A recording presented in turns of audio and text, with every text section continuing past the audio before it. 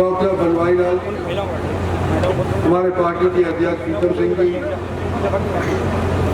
मंशा सिंह, जिला परिषद के चेयरमैन साहिबान, जिला परिषद के सदस्य साहिबान और दलील सिंह जी ने सभी का परिचय दे दिया और बार बार एक एक करके मेरे सर के ऊपर पगड़ी बांध करके अनेक लोगों से मेरा मान सम्मान बढ़वाया। मैं उनका शुक्रिया अदा करना चाहता हूँ और पगड़ी बांधने वालों का भी शुक्रिया अदा करना चाहता हूँ। साथियों, 25 तारीख मई और इलेक्शन उस दिन हरियाणा का तो कम से कम संपन्न हो जाएगा,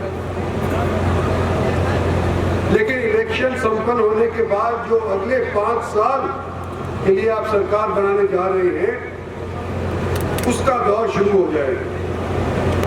और अब तक आपने 2 बार नरेंद्र भाई मोदी की सरकार को बनाया, 2 बार हरियाणा के अंदर भारतीय जनता पार्टी की सरकार बनी और हमने और आपने मिलकर के देखा है कि इन 10 साल के दौरान जितना भी डेवलपमेंट का काम हुआ हो, जितनी भी स्कीम्स बनी हो, वो सारी की सारी भारतीय जनता पार्टी और नरेंद्र भाई की नीतियों से प्रेरित होकर के बनी है।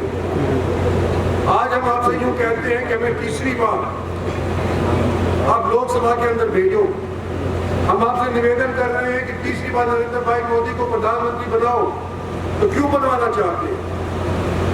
क्योंकि आने वाले 25 साल के अंदर जब हम आजादी के 100 साल पूरे करेंगे, उस टाइम के ऊपर हम ये सपना देख रहे हैं और जिसको साकार करने की हमारी मंशा है कि 2047 के अंदर भारत एक विकसित देश बनकर के उभर करके आए।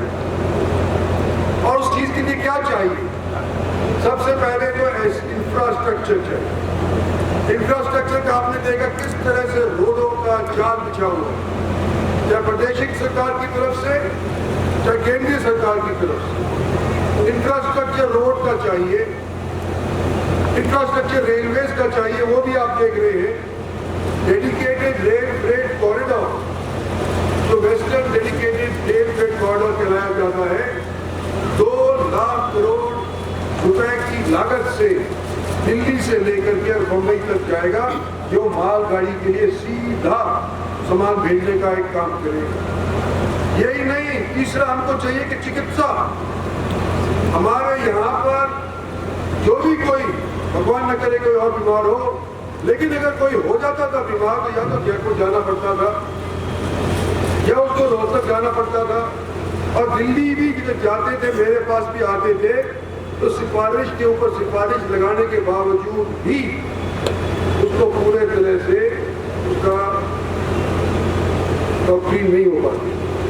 आज एम्स का प्रधानमंत्री ने पिछले महीने उद्घाटन शिलान्यास किया और 1600 करोड़ रुपए की लागत से आप यूं ना सोचो कि छोटी सी कोई चीज बनी है। यहाँ पर कम से कम 7000 पक्की नौकरी लगेगी। जब ये पूरा हो जाएगा तो 7000 पक्की नौकरी, 12000 अस्थायी नौकरी लगेगी। और इसके अलावा इर्द गिर्द के ऊपर जो भी अपने घर के अंदर किसी मेहमान को ठहराएंगे, मरीज को ठहराएंगे, उनकी भी माली हालत सुधरने का ये कार्यक्रम करेंगे। तो ये सारी काम की बातें हमने पिछले 7-8 साल के अंदर करी, इंफ्रास्ट्रक्चर का जाल बिछाया। और आज ये हम उम्मीद करते हैं कि अगर इसी तरह से भारतवर्ष प्रोग्रेस करता रहा तो सन 47 के अंदर हम एक विकसित देश बन जाएंगे। ये तो बात रही पार्टी की और हमारी नीतियां। दूसरी बात मैं करना चाहता हूं अपनी, मैं आपके बगल का रहने वाला, आपका अजीज, आपका हमसफर, आपका साथी, जो भी आप लोगों ने मुझे ताकत दी है आज तक, उसको मैंने अपने निजी स्वार्थ के लिए इस्तेमाल नहीं किया है। लोगों की तरक्की के लिए अपनी आवाज बुलंद करी है कि किसी चीज को मैं जायज समझता था और सरकार की तरफ से भी ना हो रही हो तो उसके लिए मैंने अड़ करके अपनी आवाज बुलंद करी। आज मैं ये कहना चाहता हूं कि हमारे खिलाफ भी जो प्रत्याशी आए वो शायद हरियाणा के मूल रूप से है भी, ढूंढना संभव है तो बॉम्बे जाके कौन ढूंढेगा? और मेरे से तो कम से कम आप गुस्से भी हो सकते हो, आकर के मेरे से बात भी कर सकते हो। जैसा हूँ 45 साल तक आपने मुझे परखा है और मुझे देखा है।